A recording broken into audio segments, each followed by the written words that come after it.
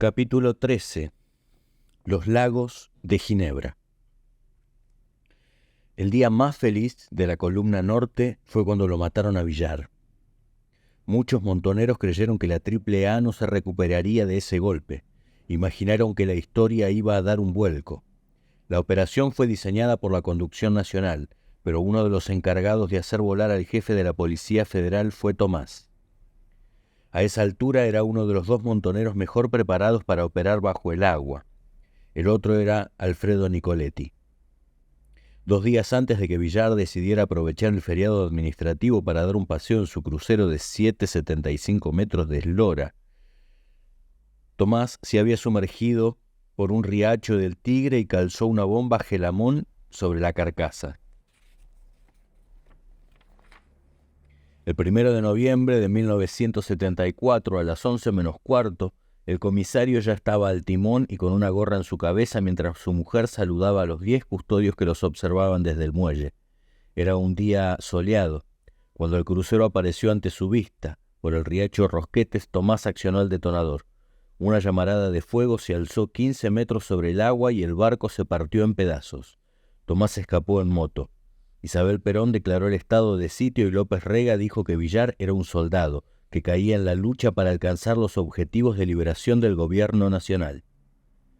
Ese día Galimberti tenía cita con Clara, en una estación de servicio de Martínez. Clara era su responsable en la unidad San Martín. Era bancaria, tenía unos años más que él, y militó en Descamisados antes de entrar a Montoneros. Se movía siempre con un Citroën 12B amarillo. La cita era a las 12 y Galimberti no estaba. Ella volvió a buscarlo 1 hora más tarde para cumplir con la recita. Si hubiera fallado otra vez, habría tenido que levantar las reuniones y las casas clandestinas, pero Galimberti estaba en la estación y temblaba de alegría. Se subió al Citroën, tomaron la Panamericana y en un momento se detuvieron en el Pasto. Habían pactado una reunión de ámbito. Una docena de cuadros montoneros los esperaba eufóricos pegados a la radio portátil. Clara propuso un brindis rápido y Galimberti pidió que suspendieran la actividad. Levantemos que ya debe haber pinzas por todos lados. Galimberti vivía escapando, no se sentía cómodo ni seguro en los bares o pizzerías de San Martín, en parte porque la policía ya conocía la militancia de los parroquianos. Prefería tirar las citas en el bar Dodense de la avenida Kramer, o en un restaurante de Belgrano, y hasta allí se trasladaba el nono Lizazo en su rastrojero. Era su auto histórico. Decía que la clandestinidad no debía menoscabar la dignidad de sus costumbres. Galimberti le ordenaba un whisky apenas se sentaba en la mesa. Él también tenía sus hábitos. Después de un ametrallamiento o un combate, si se quedaba en zona norte, le gustaba ir a la caleta de Martínez. Allí los militantes montoneros se mezclaban entre las mesas de los rugbyers del SIC o el CASI, o las chicas que jugaban hockey, y hacían una evaluación relajada de la operación, con bromas por la actuación de cada uno, mientras tomaban té con tortas. Nada los ponía tan felices como haber salido vivos. Al otro día, en una reunión de ámbito, se hacía una crítica más rigurosa y se redactaba un parte para la jefatura de la columna. Otro punto de encuentro de la banda era la confitería del Jockey Club, o la pizzería frente a la estación de San Isidro. Pero Galimberti nunca se quedaba tranquilo por mucho tiempo. Decía que alguien lo miraba, que había sido reconocido y que la policía le caería encima dentro de 5 minutos. Nadie podía hacerlo cambiar de idea. Volvió a mirarme. Advertía y se iba al baño. Acomodaba sus armas y salía con una orden urgente. Nos tenemos que ir ya. A veces aducía seguir las normas de seguridad y otros montaba una escena de peligro inminente cuando una conversación lo aburría. Sus militantes y aliados nunca podían distinguir una actitud de la otra. Pero lo cierto es que lo buscaban. Una mañana de calor de febrero de 1975 se armó un comando que tenía orden de ejecutarlo. Uno de los que lo iba a participar de la operación era Bautista Mangusi. Tenía 36 años, 10 más que Galimberti. Había sacado un auto del estacionamiento del Ministerio de Bienestar Social en Alsina y Defensa y tenía previsto reclutar a su banda en Caballito para ir de caza. El auto era robado y su situación se complicó. Un agente le ordenó detenerse cuando conducía por la calle Moreno frente a la Superintendencia de Seguridad Federal. «Me lo prestó un amigo», dijo Mangusi. El policía no le creyó. Le abrieron una causa y el expediente cayó en el juzgado número 18 de tribunales. Apenas empezó su declaración, le dijo al funcionario judicial que le iba a contar la verdad si dejaba de teclear en la máquina. «Yo soy guardaespaldas de la UOM y trabajo con gente de bienestar social», dijo, «y vamos a levantar a Galimberti. Ya teníamos detectados sus movimientos con los montos de zona norte. Era una boleta nuestra, ¿entiende?». Por entonces la conducción nacional hacía su primer intento por desmembrar la columna norte con promociones y traslados. Pancho Rivas fue relegado a la Secretaría de Política de la columna y la jefatura quedó para la gorda Amalia. Élida Di Polito. Clara tomó el mando de la unidad San Martín. Tonio pasó al ámbito del área federal con la misión de comprar armas en el exterior. Federico fue trasladado al servicio de inteligencia de Montoneros junto a Rodolfo Walsh. El nono Lizazo pasó a la regional capital.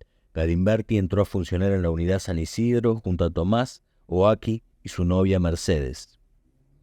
Si bien la conducción, con los traslados, quiso impedir que Galimberti consolidara una banda interna que se rebelara contra la verticalidad, la dispersión de los cuadros le permitió obtener una visión más completa de lo que ocurría en Montoneros en otros territorios. Galimberti siguió encontrándose con sus aliados en citas por fuera de las nuevas estructuras, a pesar de que la organización había prohibido los contactos horizontales. Su nueva jefa, Amalia, de 27 años, era un cuadro de confianza de la conducción. En los años 60 se había entrenado en Cuba con el grupo de los fundadores de la FARC y junto a Norma Arrostito, que ya estaba asentada en la columna sur, fue una de las mujeres que alcanzó mayor nivel de mando en la historia de Montoneros. Su esposo, Román, Roberto Pampillo, tenía incluso un grado inferior al suyo.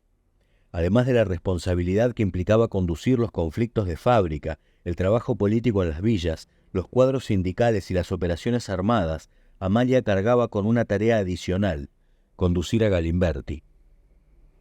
El ex líder de la JP nunca estaba conforme con el lugar que ocupaba en la organización. Pensaba que por su experiencia política y capacidad militar le correspondía un nivel de decisiones más importante que la que se le asignaba como oficial segundo. «Acá se bastardea mi trayectoria. Hay una política para cargarme», protestaba. Además de la disconformidad por su grado, los reclamos de Galimberti eran políticos. Criticaba a los jefes de Montoneros porque se encerraban en el aparato y perdían de vista el trabajo territorial. Decía que no se podía pensar la política de la organización detrás de un escritorio, sino desde las bases, que con estructuras rígidas se perdía el potencial creativo de la militancia, que había que aprovechar la riqueza de las discusiones, profundizar los debates, convocar a plenarios. Amalia acordaba con muchas de las posturas de Galimberti, pero intentaba diferenciar sus ideas del ánimo perturbador con que las transmitía. Después de escuchar sus monólogos, Amalia no sabía si reclamaba debates internos o promovía una situación anárquica, si planteaba agilizar el funcionamiento de las estructuras o buscaba desplazarla y llevar él mismo sus planteos a la conducción nacional. La estrategia de Galimberti era presentarle los hechos consumados. Armaba una reunión, decía, se aprobó tal postura y le exigía una respuesta rápida, en virtud de las demandas de la coyuntura. Era una operación incesante: empujar con su grupo de leales, ridiculizar las estructuras, presionar hacia arriba. Muchas veces, cuando Amalia no soportaba más sus embestidas, daba un paso al costado. «A mí ya me rompe las pelotas, me supera. Manejalo vos porque es incontrolable», le decía a Firmenich en las reuniones de la conducción nacional con los jefes de las columnas, y se lo derivaba. De todos los miembros de la conducción, Firmenich era el que le tenía mayor tolerancia. Pero a veces sus excentricidades lo desquiciaban. Una vez en una cita, Galimberti le regaló una corbata de seda italiana como presente. A Firmenich el gesto le pareció propio de un representante de la moral burguesa, en todo caso ajeno a la concepción de austeridad cristiana que debía prevalecer en un montonero cabal. Por entonces, los cuadros formados en la línea más ortodoxa de la organización consideraban a la banda de Galimberti de ser liberales y manejarse con códigos propios. Amalia le decía que con ese tipo de actitudes arruinaban el trabajo revolucionario de mucha gente. Un ejemplo de estas licencias sucedió después de que Inés y Tomás pusieron una bomba en el Hotel California de General Pacheco en el verano de 1975. Tomás estaba hinchado de orgullo porque Amalia había autorizado pagarle las botitas Kickers que consideraba indispensables para la operación. Entonces los conflictos obreros en la planta de la Ford eran permanentes y una bomba en el hotel donde se alojaban los ejecutivos americanos de la empresa podía expresar la posición de la columna. Además, ese día llegaba al país el secretario de Estado americano Henry Kissinger. Quería repudiar su visita. Según el diseño de la operación, Inés y Tomás debían imitar a una pareja joven que después de un fin de semana en el campo decidía descansar unas horas en el hotel de Pacheco antes de llegar a Buenos Aires. Tomás estacionó un Falcon embarrado en la entrada, apoyó un juego de bolsos de cuero de carpincho en la alfombra de la recepción y se anotó bajo nombre falso. Antes de subir a la suite del primer piso, Inés pidió que los despertaran temprano. Todavía no había amanecido cuando acomodaron una carga de explosivos contra una pared. Tomás era un experto, y marcaron una hora tope, 40 minutos. Prefirieron no desayunar, pagaron lo que correspondía, saludaron y echaron a andar por la Panamericana. Después de unos kilómetros de marcha, Inés bajó en un teléfono público, llamó al hotel y transmitió la novedad al conserje. No hubo víctimas, pero el primer piso del hotel voló. Al día siguiente, Tomás se encontró con Galimberti en un bar de Martínez y le contó los detalles. Estaba orgulloso de su obra. Todavía tenía puestas las Kickers. De golpe le dijo: «Vayamos a ver cómo quedó». «No hagamos locuras, Tomás», comentó Galimberti. La más elemental norma de seguridad recomendada, no volver al lugar de una acción. Sin embargo, Tomás no paraba de insistirle. «¿Te imaginas los escombros?». Planteaba sus deseos con una sonrisa ladina. A la media hora Galimberti dijo: «Vamos». Iban por la Panamericana con el Fiat 128 Java azul, en dirección a Pacheco, cuando a la altura de la horqueta divisaron una pinza. El aire se cortó por un instante y Tomás palpó su 9 milímetros para sostenerse. Galimberti se dio cuenta de que se había metido en un problema por una boludez. Fue avanzando lento. 2 estancieras de la policía estaban apostadas a ambos lados de la ruta. Un agente les hizo señas de que se adelantaran. Galimberti afirmó sus manos al volante y aceleró a fondo. A los 30 metros de carrera escucharon los disparos. Un patrullero salió a perseguirlos. Bajaron en la primera salida y emprendieron la fuga hacia San Martín, donde conocían el territorio mejor que la policía. Ese verano, en 1975, los hermanos Born todavía estaban en el Pozo, pero Juan ya no soportaba la presencia del gordo Lizazo. El Pozo era una carpintería que un colaborador de Montoneros abrió en marzo de 1974 para ir construyendo la cárcel del pueblo. Día a día se fue ganando la confianza del barrio. Hacía las compras en el almacén, conversaba con los vecinos. Era un señor insospechable. La carpintería estaba ubicada sobre Armenia, casi esquina Antonio García, en Carapachay, y abría al público de 8 a 17. A veces algún chico pedía un corte de madera para llevar al colegio, pero también se reciclaban muebles que compraban en remates, se diseñaban a medida y luego se instalaban a domicilio. El ritmo de producción era intenso. Había 6 empleados. Uno de ellos era Román, el responsable de todo lo que ocurría abajo. En el sótano estaban los Born, la cárcel. Tenía un salón amplio, tipo comedor, con un catre para que descansara la guardia. Tenían un baño, una cocina pequeña, un armario y 2 habitaciones de 4x3, con cama, separadas por 15 metros una de la otra. Las paredes tenían aislación acústica, con placas de telgopor y paneles de caucho, y arriba una losa de hormigón. En la cocina había un sistema de comunicación lumínica conectado con la carpintería. Si se encendía una luz roja intermitente significaba alerta. Si se encendían 2 luces, estaban en emergencia. Los Born tenían guardia permanente, organizada por turnos. Cada turno de guardias cumplía 24 horas de vigilancia y tenía 48 horas de descanso. La responsabilidad de la selección de cuadros era de Amalia. Tenía que ser de absoluta confianza. Ninguno de ellos sabía dónde quedaba la cárcel porque entraban y salían en un rastrojero con la caja cubierta por una lona, con ropas de obrero y en los mismos horarios que los empleados de la carpintería. Sin embargo, nadie se sentía honrado cuando ella los convocaba a encerrarse un día en el pozo. Galimberti no era la excepción.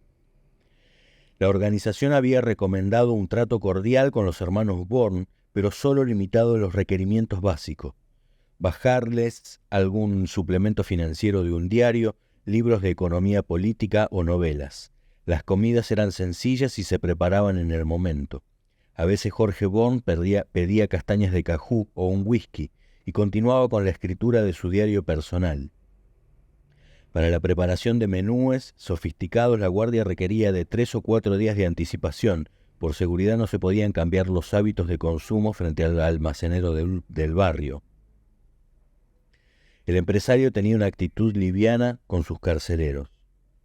Se había creado una convivencia sin mayores sobresaltos, excepto la tarde en que un militante cayó preso. La conducción, que estaba en Córdoba, temió que la caída pusiera en riesgo la seguridad del pozo y ordenó que lo evacuaran de urgencia. Fue una decisión tomada a las apuradas y no hubo tiempo de preparar nada. Jorge Born fue trasladado a la casa de una colaboradora, cuyos hijos tuvieron que liberar la pieza en la que estaban jugando para alojarlo por unos días. Galimberti odiaba a Born, porque lo veía como un exponente de la oligarquía ligada al Imperio Británico, la clase social que había viajado con la vaca atada en los transatlánticos y que tiró manteca al techo en los restaurantes de París, en vez de aprovechar la mejor oportunidad histórica que tuvo el país para desarrollar su economía. Una clase que había conspirado para voltear a Perón en el año 55 y que luego había apoyado la proscripción del peronismo. Y además, en su caso particular, su antipatía era más intensa aún porque pensaba que el empresario era judío. Sin embargo, las contadas oportunidades en que Galimberti tuvo que cumplir con su turno en la guardia vulneró las reglas que había impuesto a la organización y jugó a las cartas con Born y le sirvió whisky para matar las horas de su propio aburrimiento. Galimberti y Born nunca estuvieron solos en el pozo, y el empresario tampoco sabía con quién hablaba porque todos sus interlocutores tenían la cara tapada con una capucha, solo veía sus ojos. Pero estaba muy interesado en tomar contacto con sus carceleros en el salón comedor. Incluso cuando uno de ellos le leyó sus poemas y otros relatos de contenido revolucionario, los escuchó con atención y le dio su opinión. Buscaba entenderlos. Jorge Born consideraba a Montoneros un factor de poder importante y quería saber qué pensaban hacer con la economía si llegaban al gobierno, si se socializarían los medios de producción y hasta dónde habría márgenes de negociación con las multinacionales. Se mostraba muy interesado. No era el caso de su hermano Juan, que prefería seguir encerrado en su habitación, pero las conversaciones sobre ideología y estrategias de poder, Born no las mantenía con Galimberti. Hablaba con Firmenich o perdía cuando bajaban al pozo. Cuando la conducción quiso profundizar su conocimiento sobre Bunge y Born, le envió a un oficial de inteligencia, el cuadro que manejaba mejor información sobre los grupos económicos en la Argentina. Era el escritor y periodista Rodolfo Walsh, conocido como Esteban o Neurus.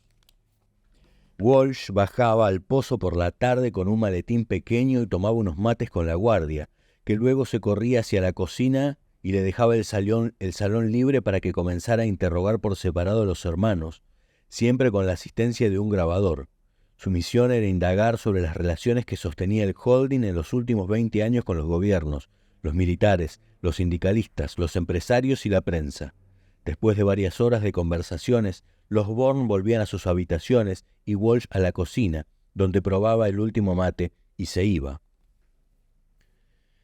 En un suplemento especial de Evita Montonera, editado después de la liberación de los Born, Montoneros publicó la información recogida en cautiverio. En el curso de esos interrogatorios, Jorge Born confesó que la empresa tenía partidas fijas para coimear a los funcionarios. Es lo normal en las relaciones entre los empresarios y el gobierno, dijo, que cuando empezaban a recibir críticas de la prensa les pautaban publicidad y se acababan las campañas en contra. Aseguró que el gobierno de Onganía lo consultaba para tomar decisiones económicas, que tenían en su staff a militares retirados que negociaban con las Fuerzas Armadas la compra de tierras, que los directores y gerentes de holding mantenían relación con los dirigentes sindicales de primer nivel, pero que estos estaban tan desprestigiados que a veces no podían controlar las comisiones internas, y entonces la empresa debía negociar con los delegados de fábrica. Son representativos y exigen cambios que tenemos que aceptar. Tuvimos que otorgar aumentos al margen del pacto social, admitió. En cambio, cuando tenían de su lado a un sindicalista que controlaba a su gremio, lograban pagar salarios más bajos. Hacia fines del verano de 1975, la vida en el pozo se complicó. Juan Born decidió profundizar su resistencia a sus carceleros y se negó a salir de su habitación. Rechazó las revistas y la comida. Pasaba las horas de encierro acurrucado en la cama en posición fetal. La guardia no sabía cómo abordar el problema. Enterada de lo delicado de la situación, la conducción decidió enviarle a un médico psiquiatra. No les resultaba sencillo matarlo o dejarlo morir, porque Juan representaba un factor importante en la negociación. Jorge, en cambio, estaba en perfectas condiciones de salud. El psiquiatra realizó 2 visitas y luego elaboró un diagnóstico rápido. Yo puedo dar una medicación para que le baje el nivel de ansiedad y angustia. Puede llegar a tranquilizarse, pero van a tener que largarlo porque no va a haber manera de tenerlo mucho tiempo ahí adentro. Día a día la convivencia se volvía cada vez más tensa. Juan Born empezó a rechazar los sedantes. El empresario focalizaba todo el problema de su encierro en la figura de El Gordo Lizazo, que era su guardia permanente. Decía que era una presencia maldita que le robaba el pensamiento. En su deseo de normalizar la relación con su secuestrado, Montoneros apartó a Lizazo de la custodia, pero cuando lo hizo a los 2 días, Juan Born dijo a sus nuevos carceleros que Lizazo había dejado una lámpara que le seguía robando el pensamiento, y si corrían la lámpara de su vista, decía que su maldad se había transferido al enchufe de la pared de su pieza, y si lo tapaban con una cinta adhesiva, el mal pasaba al armario. La organización decidió comunicar la gravedad de la situación a Jorge Born. Su hermano ya no aguanta más, queremos liberarlo. Le pidieron que intercediera para destrabar las negociaciones económicas y financieras sobre su rescate. El empresario no creyó que los montoneros fueran piadosos con la salud de su hermano. Pensó que era una excusa para cobrar el dinero. Para demostrarle que esto no era así, Montoneros decidió mostrárselo. A pesar de que hacía 6 meses que estaban viviendo a 15 metros de distancia, ninguno sabía nada de la presencia del otro. El día del reencuentro, Jorge Born vio a su hermano flaco y demacrado, con las defensas anímicas bajas, pero muy lejos del dramático cuadro de salud que le habían pintado. A la semana siguiente, la organización provocó una representación que consideraba necesaria a sus intereses. Cuando Juan y Jorge Born volvieron a juntarse, el gordo Lizazo bajó al comedor. Apenas lo vio, Juan empezó a sufrir convulsiones y pidió a gritos que se fuera. A partir de ese incidente, Jorge Born tomó el comando de las negociaciones y le hizo llegar a su padre, Jorge Born II, una cinta grabada desde su habitación, donde detallaba un plan de ingeniería financiera para pagar 60 millones sin afectar el circulante de la empresa del grupo. Después del secuestro, las primeras negociaciones con Burgi Born las había establecido Oscar el Sordo de Gregorio, y en el primer contacto hubo entusiasmo de ambas partes. Pero fue un malentendido. Montoneros dijo que para liberar a los hermanos iban a tener que desembolsar 100. Pero muchachos, hubieran empezado por ahí, digan cuando quieren que se los entreguemos y dónde, respondió ejecutivo un miembro de la firma. Cuando de Gregorio lo especificó que se trataba de $100 millones, la alegría inicial se desvaneció. En los meses que siguieron, Jorge Born II aceptó pagar $10 millones por el rescate de sus 2 hijos, pero era tanta la diferencia en juego que el diálogo con los secuestradores se estancó. Durante el verano de 1975, Montoneros ametralló los frentes de algunas de sus fábricas e incendió casas de gerentes para sumar un elemento de presión a la mesa de negociaciones. Sin embargo, no pudo mover a Born II del tope que había fijado. Finalmente, en marzo de 1975, fue Jorge Born el que desde su celda logró acercar a las partes y posibilitó la liberación de su hermano Juan. Bunge Born acordó desprenderse de 30 millones en varios pagos y aceptó oblar por una cifra similar por la futura liberación de Jorge. Hubo varios operativos para formalizar el pago. El primero se efectivizó el 23 de marzo de 1975. La mecánica era la siguiente. La empresa enviaba a un empleado jerárquico en una camioneta que debía cumplir con las órdenes que le dejaban en diferentes postas. La organización, en tanto, interfería las frecuencias policiales para verificar que nadie lo siguiera. Solo ellos lo vigilaban con 2 autos a distancia. Uno de los operativos lo condujo Vaca Narvaja, y Galimberti y la banda de Columna Norte lo secundó para abordar la camioneta, retener al empleado de Bungiborn y repartir las sacas de dinero hacia destinos diferentes. Para contar y resguardar el dinero que habían pagado la empresa, a la banda le tocó encerrarse en una casa de Villa Ballester. La tarea era pesada, pero les confería una absoluta sensación de triunfo, con el dinero repartido en fajos sobre la mesa, mientras bromeaban. Pensaban en la cantidad de mimeógrafos, armas y casas clandestinas que la organización podría comprar para continuar la lucha revolucionaria. Después, cuando la conducción centralizó el dinero, liberó el empleado de la empresa que tenía bajo custodia. 20 millones del primer pago del rescate Montoneros los envió a Cuba. El operativo para el traslado del dinero fue diseñado de la siguiente forma. Un miembro de la Secretaría de Finanzas cargó las valijas en el baúl de un Falcon color crema y techo vinílico, negro, y fue en dirección a la embajada cubana, seguido por 2 autos de custodia. Una vez en el lugar, subió al primer piso a conversar con el agregado comercial de ese país, y cuando regresó al estacionamiento, el dinero ya no estaba. El embajador fue el que garantizó que ese dinero sería trasladado a la isla en valija diplomática, previa escala en Perú, y cumplió. Pero lo que nunca imaginó la conducción montonera es que ese dinero jamás volvería a las arcas de la organización, aunque pudo usufructuar de sus intereses durante 12 años. Más de la mitad del dinero del rescate de Jorge Born, en cambio, se efectivizó en Ginebra, a través de una audaz y accidentada transferencia bancaria que diseñó David Graeber. Hacia 1975, Doody se había convertido en el principal operador económico y financiero de Montoneros, luego de que empezara a sostener la economía del diario Noticias, que estaba en la ruina, sin pedir nada a cambio. Apostaba a convertirse en el banquero de la revolución o ser el ministro de Economía de un futuro gobierno montonero. El diseño de Doody para blanquear el dinero de Bungiborn resultó muy seductor para la conducción.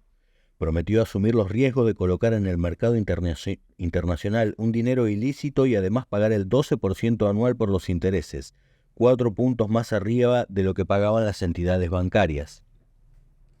La originalidad del plan de Doody consistía en que Bungiborn debía entregar el dinero en Ginebra, que luego sería depositado en un banco de esa ciudad y luego transferido a la Banque pour l'Amérique du Sud, un banco de su propiedad. El responsable del operativo en Ginebra era Raúl Hager, un cuadro de la conducción que 3 meses más tarde comandaría el ataque al regimiento militar de Formosa. Hager comisionó a Raúl Magario, jefe de la Secretaría de Finanzas, y a Tonio para que se ocuparan de las transferencias. Viajaron separados en el mes de mayo. A Magario lo acompañó el Goyo Gregorio Levenson, que pasaba los 60 años.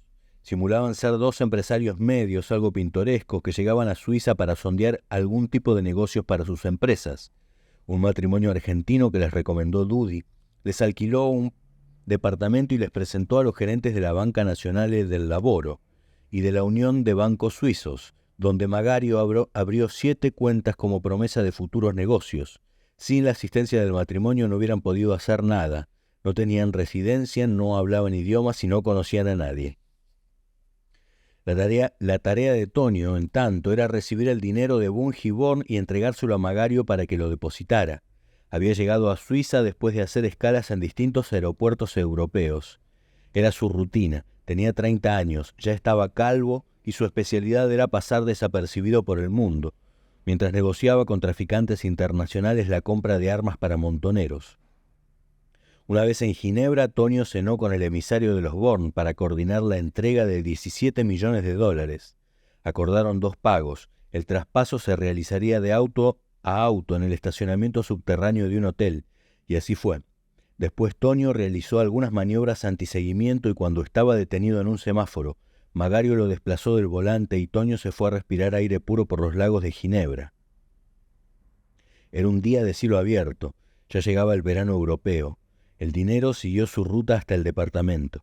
Magario bajó las valijas, las subió al ascensor, las colocó en la mesa del comedor, las abrió y se dispuso a iniciar la contabilidad con la ayuda del Goyo Levenson.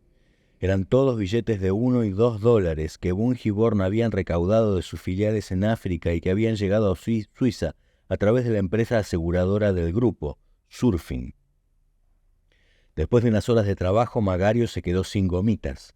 Bajó a una librería en busca de algunos paquetes, pero a la hora volvió y agotó el stock del comercio. No daban abasto con el recuento. Pasaron varios días encerrados ordenando los fajos y tomaron la precaución de certificar que el dinero no hubiera sido delatado en el mercado bancario. Magario lo consultó con el gerente de banco que le había recomendado Doody. El dinero era bueno. Con la segunda entrega de valijas a Tonio, en Ginebra, se repitió la misma operatoria: valija, auto, departamento, recuento final.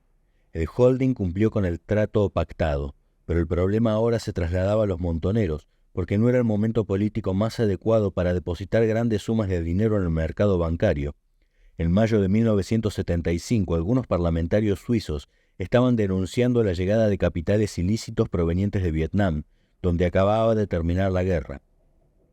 Es muy probable que si depositan 17 millones, el dinero quede inmovilizado, le explicó a Magario el matrimonio amigo que tenía buenos contactos. Magario avisó a Hager en Buenos Aires y Hager lo llamó a Doody Graeber a Nueva York. «Decime qué carajo hacemos con la guita», le preguntó. Doody pidió unos días de tranquilidad. Si era necesario, viajaría a Suiza para ejecutar él mismo la operación. Levenson propuso hacer un viaje por Europa hasta que todo se resolviera. La estadía en la ciudad lo estaba aburriendo. Lo único que había hecho hasta el momento era contar plata. Quería conocer el Louvre. Magario estuvo de acuerdo.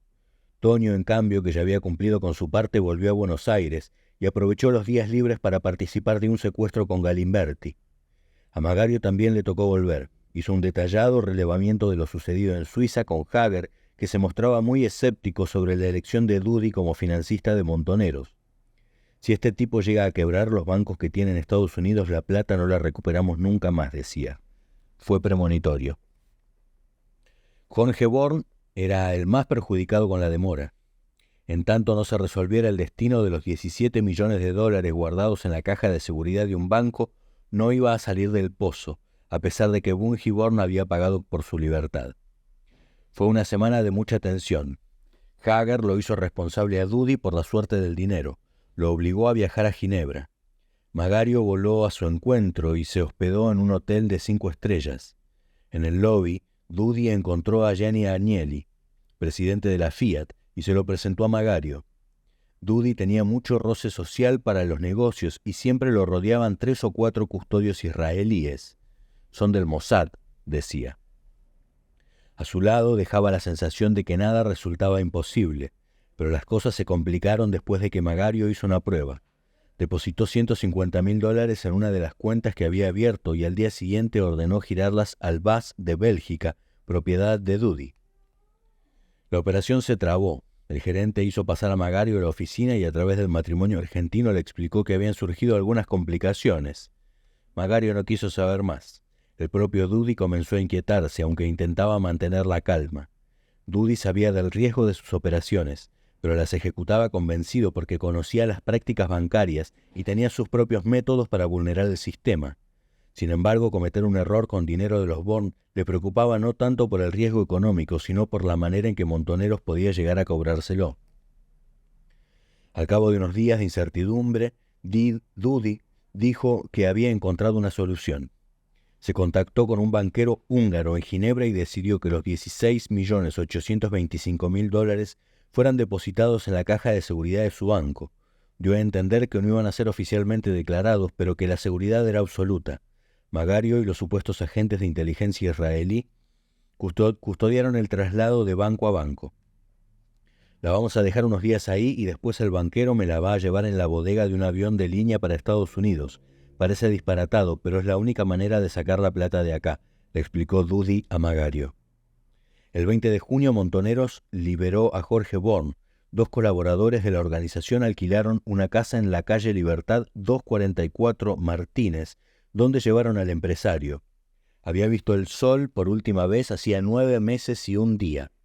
Mario Firmenich ofreció una conferencia de prensa donde explicó las condiciones del acuerdo. Born estaba a su lado con los pómulos hundidos, barba tipo candado, gruesos anteojos negros. Detrás suyo estaba el cartel de Montoneros. 2 corresponsales extranjeros lo acompañaron hasta la estación mientras esperaba que un auto de la empresa pasara a buscarlo para llevarlo a su casa. Los 60 millones representaban la tercera parte del presupuesto en 1975 de la Defensa Nacional. Era una suma jamás lograda por ninguna organización en el mundo por un rescate. Montoneros además obligaba a la empresa a la entrega de 3 millones en mercaderías para repartir a la población. Lo comprometía a resolver todos los conflictos gremiales y a publicar en los diarios extranjeros una solicitada con las condiciones en que se efectuaba el acuerdo. Por último, la organización ordenó que en todas las fábricas del holding se colocaran 2 bustos de Juan Domingo Perón y Evita con las leyendas «Mi único heredero es el pueblo» y «La violencia en manos del pueblo es justicia». 15 años después, el grupo Bunge y Born se haría cargo del Ministerio de Economía de un gobierno peronista.